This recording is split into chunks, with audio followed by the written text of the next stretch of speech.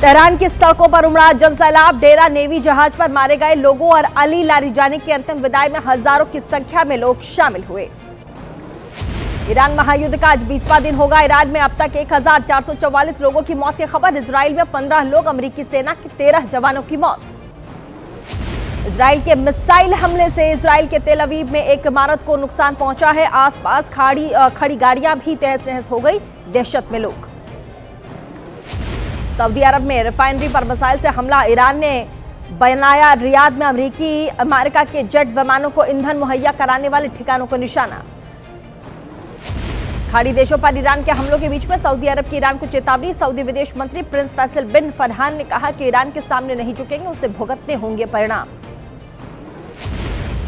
और ईरान के साउथ पास gas field पर अमेरिका और इजरायली सेना का हमला, धमाके के बाद लगी गैस फील्ड में आग, धू-धू करके जलते प्लांट की तस्वीर आई सामने। कतर के सऊदी में तेल कारखानों पर बमबारी से बैकफुट पर अमेरिका। ईरान में हमले को लेकर के अमेरिका ने इजराइल को हिदायत दी है, ईरान के गैस फील्ड पर हमला न करने को कहा है।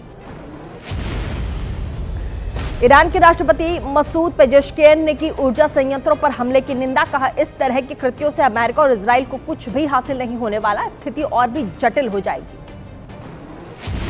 और तेल और गैस ठिकानों पर हमलों के बाद एक बार फिर से बढ़े कच्चे तेल के दाम। एक बैरल की कीमत अब $110 के पार गया।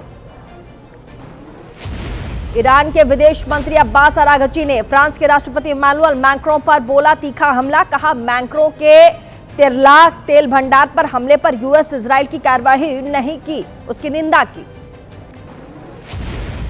इजराइल पर ईरान का जबरदस्त प्रहार, बीती रात दक्षिणी इजराइल की ओर दागी बैलिस्टिक मिसाइल क्लस्टर बमों से हमला किया, उसका इस्तेमाल किया। इजराइल की सीमा के नजदीक फिलिस्तीन के कालकिलिया इलाके पर ईरान ने दागे मिसाइल, हमलों को रोकने में नाकाम रहा एयर डिफेंस सिस्टम। इजरायली सेना के हमले में मारे गए ईरान के इंटेलिजेंस मिनिस्टर इस्माइल खातिब, 48 घंटे के भीतर ईरानी लीडरशिप के 3 बड़े नेताओं की मौत हो गई। ईरान के नए सुप्रीम लीडर मोस्तफा खामिनेई ने अली लारिजानी समेत दूसरे नेताओं की मौत पर शोक जताया, कहा हत्यारों को चुकानी पड़ेगी बड़ी कीमत। पश्चिमी इराक में हवाई हमले में मारे गए पीएमएफ के सदस्यों की अंतिम यात्रा में शामिल हुए सैकड़ों लोग, सड़कों पर कताइब हिजबुल्लाह के झंडे लहराए गए, वहीं लोगों ने लगाए अमेरिका इजराइल के विरोध में नारे। दक्षिणी लेबनान में इजरायली सेना का ग्राउंड ऑपरेशन जारी है। आईडीएफ ने हिजबुल्लाह के खिलाफ नए सिरे से शुरू किया ऑपरेशन, आसमान से लेकर के जमीन तक डबल अटैक। और कतर के रास लफान शहर पर ईरान का हमला, मिसाइल अटैक की वजह से लगी आग, औद्योगिक क्षेत्र को निशाना बनाकर हमला करने का आरोप लगा है। अमेरिका की नेशनल इंटेलिजेंस डायरेक्टर तुलसी गबार्ड का बड़ा दावा, कहा ऑपरेशन एपिक फ्यूरी के तहत की गई कार्रवाई से ईरान और उसके प्रॉक्सी संगठन की शक्ति बहुत हद तक हो चुकी है कमजोर। अमेरिका इजराइल के खिलाफ ईरान के हमलों की 63वीं लहर, ऊर्जा संयंत्रों पर हुए हमलों के जवाब में ईरान ने दागी कई मिसाइलें, अमेरिका से जुड़े तेल सुविधा केंद्रों को निशाना बनाया। इजराइल के शहरों पर ईरान के हमले जारी हैं। लखीश और इलाके में एक घर के ऊपर गिरा मिसाइल का हिस्सा, हुआ जोरदार धमाका। वेस्ट बैंक के बेत आवा इलाके में सैलून पर गिरा ईरान के मिसाइल का टुकड़ा, 3 महिलाओं की मौत, 7 महिलाएं जख्मी हो गई। ईरान के बार बार हमलों को लेकर के कतर का फैसला, ईरानी दूतावास के सभी अधिकारियों और स्टाफ को 24 घंटे के भीतर देश छोड़ने के आदेश दिए गए। ईरानी विदेश मंत्री अरागची बोले, अगर ईरान को युद्ध से हुए नुकसान की पूरी भरपाई मिले तो ईरान युद्ध खत्म करने को तैयार है, अगर अमेरिका युद्ध चाहता है तो नहीं हटेंगे पीछे। इजरायली रक्षा मंत्री इजराइल कार्ड्स का बड़ा बयान, बोले ईरान के हर बड़े अधिकारी को निशाना बनाएगा इजराइल। और ईरान के विदेश मंत्री अब्बास अरागची बोले, किसी एक व्यक्ति के होने या नहीं होने से कोई प्रभाव नहीं पड़ता। इजराइल के तेल अवीव को ईरान ने फिर से निशाना बनाया है। रिहायशी इलाकों में मिसाइल गिरने के बाद हुआ बड़ा धमाका, धुएं का गुबार भी दिखा। यूक्रेन के ओडेसा इलाके में रिहायशी इलाके में रूस ने जोरदार हमला किया है, कई घरों को नुकसान पहुंचा है। हमले के बाद कई घरों में आग भी लगी है। यूपी के झांसी में बबीना फील्ड फायरिंग रेंज में 12 दिनों से चलने वाले सैन्य अभ्यास अमोघ ज्वाला का समापन हो गया। टैंक, ड्रोन, लड़ाकू हेलीकॉप्टर के जरिए थल और वायुसेना ने अपना पराक्रम दिखाया। खाड़ी के देशों में युद्ध की वजह से संकट में पड़ा गुजरात के मोरबी का सिरेमिक इंडस्ट्री। गैस संकट की वजह से सभी इकाइयां 20 से 25 के लिए बंद। वहीं घरों की ओर लौटने को मजबूर दूसरे राज्यों से आकर काम करने वाले लोग। लखनऊ में समाजवादी पार्टी के छात्र संगठन का विधानसभा के सामने प्रदर्शन। गैस की किल्लत, महंगाई को लेकर के जमकर नारेबाजी की।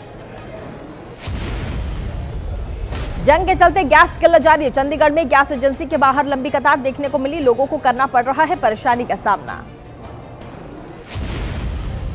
और वहीं पंजाब के दीनानगर में गैस एजेंसी का निरीक्षण करने पहुंचे खाद्य आपूर्ति मंत्री। लोगों की लंबी लाइन देखकर खुलवाई एजेंसी, समय पर नहीं पहुंचे थे कर्मचारी। बिहार के रोहतास में एलपीजी गैस की किल्लत से हालात हो रहे खराब। सिलेंडर के लिए लोगों को घंटों लंबी लाइन में करना पड़ रहा है इंतजार। शिमला में गहराया एलपीजी संकट। विधानसभा के लिए भी तैयार होने वाला खाना लकड़ी के चूल्हे पर बन रहा है। गैस सिलेंडर की कमी का दिख रहा है असर। मुंबई की मलाड पुलिस ने गैस का अवैध इस्तेमाल करने वालों पर कार्रवाई की है। एलपीजी और कमर्शियल गैस भी जब्त किए। मध्य प्रदेश के कटनी में हफ्ते भर में 4 सरकारी स्कूलों से गैस सिलेंडर चोरी हो गया। स्कूल का ताला तोड़कर वारदात को अंजाम दिया गया। पुलिस चोरों की तलाश में जुटी है। यूपी के आजमगढ़ में गैस सिलेंडर की कालाबाजारी। 2 लोगों पर मुकदमा दर्ज है। गोदाम में काउंटिंग में कम मिले 642 सिलेंडर। मध्य प्रदेश के भोपाल में गैस सिलेंडर की चोरी। घर में रखे 4 सिलेंडर चोरी कर ले गए चोर। बाइक सवार 3 चोर सीसीटीवी कैमरे में कैद।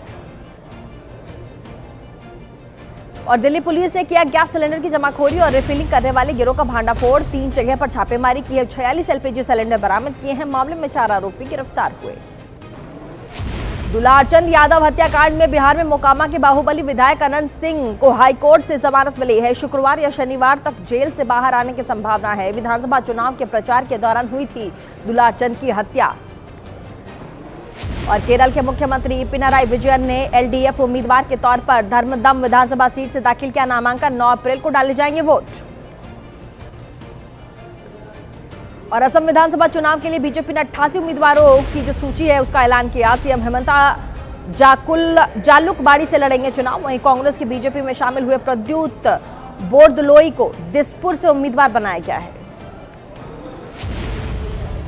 भवानीपुर सीट से बीजेपी के उम्मीदवार शुभेंदु अधिकारी ने किया 25,000 से ज्यादा वोटों से जीत का दावा। कहा इस बार टीएमसी को उखाड़ फेंकेगी जनता। बीजेपी ने केरल विधानसभा चुनाव के लिए प्रत्याशियों की दूसरी सूची भी जारी की है। दूसरी लिस्ट में 39 प्रत्याशियों के नाम, पहली और दूसरी लिस्ट मिलाकर के अब तक कुल 86 उम्मीदवारों के नाम घोषित किए गए।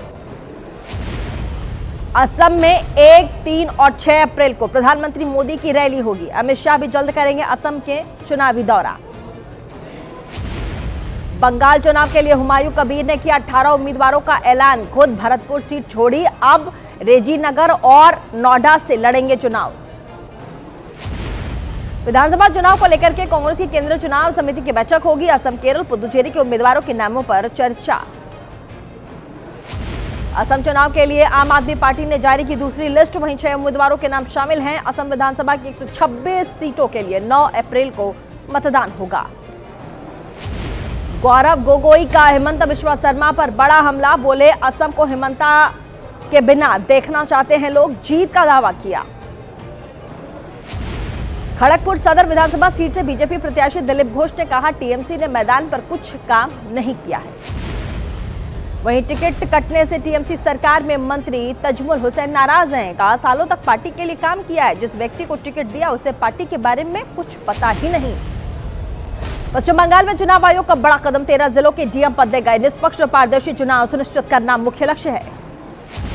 बिहार के सीएम नीतीश कुमार जदयू से राष्ट्रीय अध्यक्ष पद के चुनाव के लिए आज भरेंगे नामांकन। शाम 4 बजे दिल्ली में जदयू ऑफिस में कार्यक्रम होगा।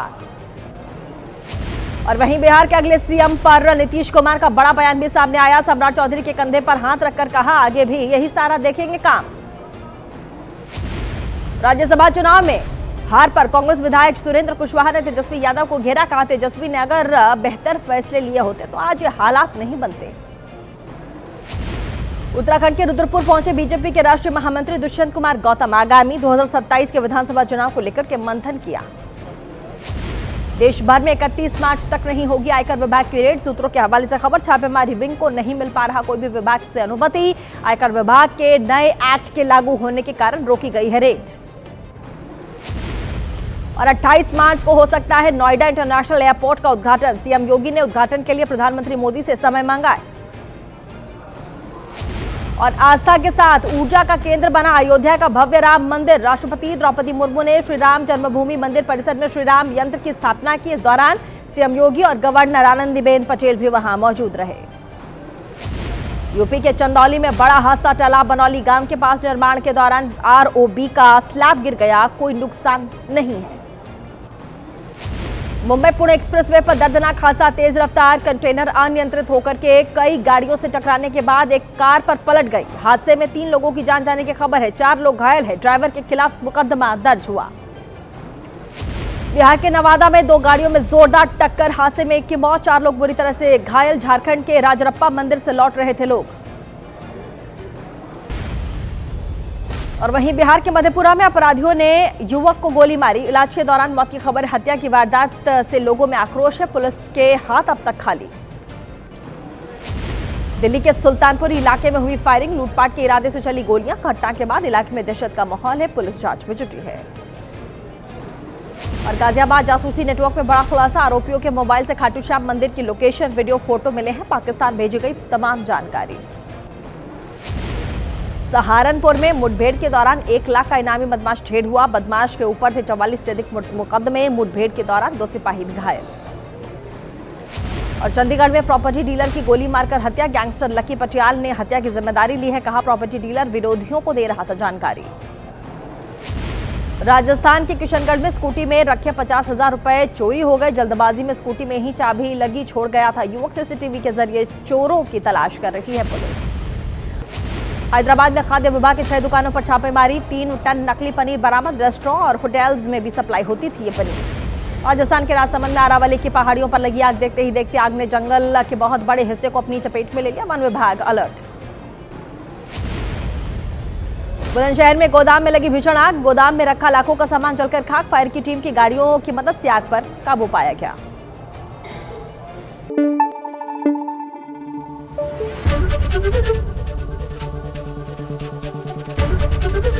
एबीपी न्यूज आपको रखे आगे।